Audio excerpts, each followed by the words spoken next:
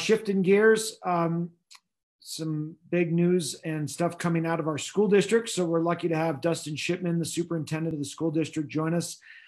Thank you for being here today, and I'll jump right into it. Give us a little state of the union, how the school district's doing, and how the transition to in-home learning has gone for you guys.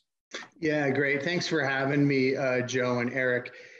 So kind of as we rewind a little bit, today signifies the 6th week that we're in full-time distance and virtual learning environment at Big Sky School District. So if we rewind back to March 15th was the governor's directive to close all schools in Montana for anything, to close all facilities to anybody but non-essential personnel. It didn't come as a surprise to us because we had already had a special board meeting scheduled for March 15th in the early evening. That said, on March 12th, we mobilized as a leadership team, and that Friday, March 13th, we sent all students home with packets of learning materials, with all the technology they would need, and then we were able to transition immediately on Wednesday, the 17th, 18th. That was even given, through the governor's directive, there was a 2-week moratorium on aggregate hours for the state requirement for education for the year, right? A 2-week moratorium, and most schools took that opportunity, and most school districts took that opportunity to plan, to prepare, to launch. We were already launched. Students were learning on that Wednesday. Now, fast forward to now, we've learned a lot. We've learned a lot about how we are working through this platform with our students. As the biggest public employer in Big Sky, I would say quite easily the biggest public employer, we've been able to keep everybody working who wants to work. And, from that Monday, so that Monday was March 16th, school closure, we've been serving lunches, either delivered or picked up, averaging 50 to 60, and in some weeks up to 70 lunches a day go out our door. All of our staff are working. Since that time, we've heard feedback from parents, we've heard feedback from kids, we've heard feedback from teachers. We've had one professional learning day built into that time frame since March 15th. That was really about how can we better enhance, what kind of changes can we make in this path that we're on right now. So far from saying we're business as usual, but I certainly think we're one of the top 2 to 3 school districts in the state that are operating in the current context. And a lot of that was due to the preparation we had for the last 5 years. We've been a one-to-one school for the last 5 years. So the kids are familiar with the technology, the teachers are familiar with the technology, parents are familiar with the platforms.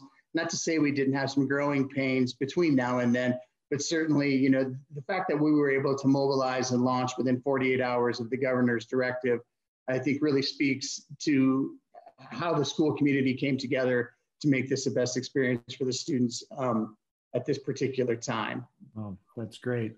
That's you'd mentioned it earlier before we started today, is that every student has a computer and has access to it, and you guys helped even arrange internet access. That's wonderful.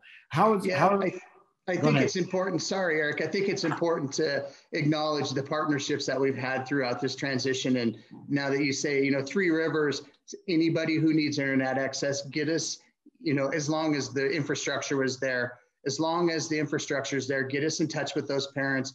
And we facilitated that particular environment for a number of our students who are now online and learning. And we're running, anywhere from 93 to 95% of our student body engaging on a daily basis. Wow, phenomenal. Yeah, great partnership with Three Rivers. Talk to us about graduation. How's it going to look this year, and how do we celebrate these seniors? Yeah, so we've been having a lot of conversations around that with the board, with the teachers, with the students, and with the parents. So 2 weeks ago, at the board's last regularly scheduled board meeting, we decided to have school through spring break, virtual school through spring break. So one way graduation has been impacted was through a survey of the parents and students. Graduation's, the date has been backed up by 1 week, just given the fact that we got a week back of school. We don't know exactly how that's going to look. Under the governor's directive, current directive for schools is schools closed. And whether, an on-site, social distancing graduation is even possible under the way that the current school closure is defined is questionable. So we're really kind of waiting to see what the governor is going to do. Certainly we'll keep the community informed, but right now the leadership team is just working towards planning any kind of scenario that is going to be a ceremony that will really celebrate the students as they've been through a lot and they've lost a lot, especially our graduating seniors. And, also that is safe and doable and something that the community can participate in to whatever extent that looks like at that time. All right. Excellent. Well, let us know how we can support. In almost every, or should be in every PO box is a ballot. And on the ballot, there's a bond for the school district. So I wanted to take this opportunity for you to maybe just give some highlights of this effort and the needs that you have there and the reason for this vote. Yeah, thanks. Thanks, Eric. So the ballots arrived in the mailbox today. And really this is the fruition of a really quite long process that started back in the fall. A significant group of community members, very representative group of community members, worked with A&E Architecture to create a master facility plan. And the idea of the master facility plan really sprang from, we're growing. There's just nothing we can, there's no doubt about it. The numbers, in 2014, we were a school district of 200 students. And our most recent count in February, we're a school district of 384 students. And we project that that's going to continue to grow.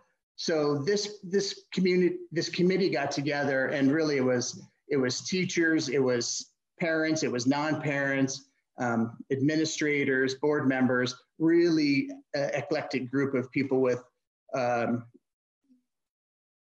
a significant history in Big Sky and a non-significant history in Big Sky as far as residents and newer residents of the district. And we came up with what are the values, what kind of things really does the school district need?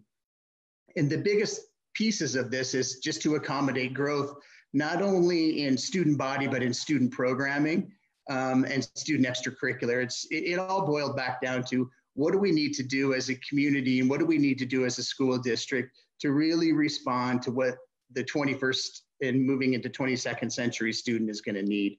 The major highlights of the bond are a career and technical education center. We're the only high school in the state of Montana that doesn't have significant career and technical education, and it's exclusively due to facilities.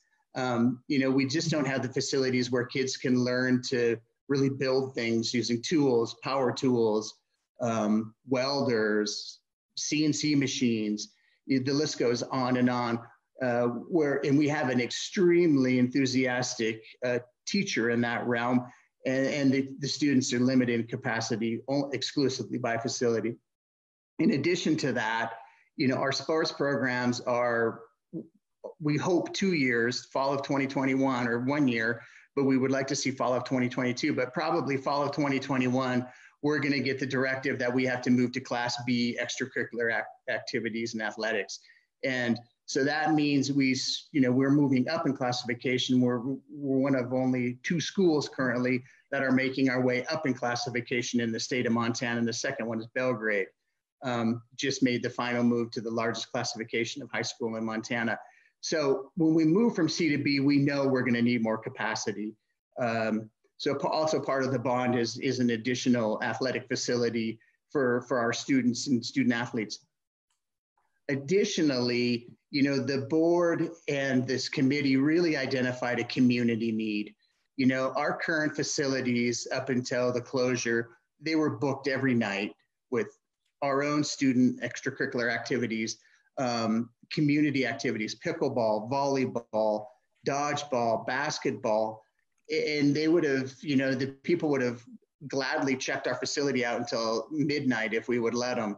So we really recognize that there is a need in the community for more community facilities that the community can use.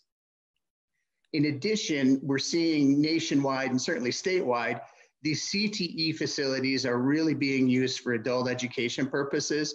So you can secure a teacher, they can use your facility, and your community members can take further classes or further their education and get some type of certificate in a in a profession. Not only for our community members, but that's also going to resonate a lot with our students themselves, that they can walk out of high school and have an employable skill that's been proven through a certificate process. Excellent. Well, I know it's an ambitious effort. A lot of planning went into it, and I would encourage people that are not familiar with it to definitely go to the school's website to find out information. It's a very important vote, and I know a lot of thoughtful information went into it and a lot of thoughtful planning. Joe, do you have a couple follow-up questions? Yeah, we sure do. Thanks again for joining us, Dustin. I appreciate having you on.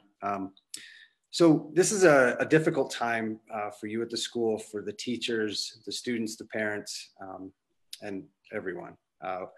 With the unemployment rate rising and as the vote for the bond approaches, have you received any communication from voters about complexities that people might have for being able to afford paying more for the bond? Interestingly enough, I received one piece of feedback regarding that particular issue. And, we talked a lot about it at the school board level. And I think the board really just took the view of, we're going to be back in school.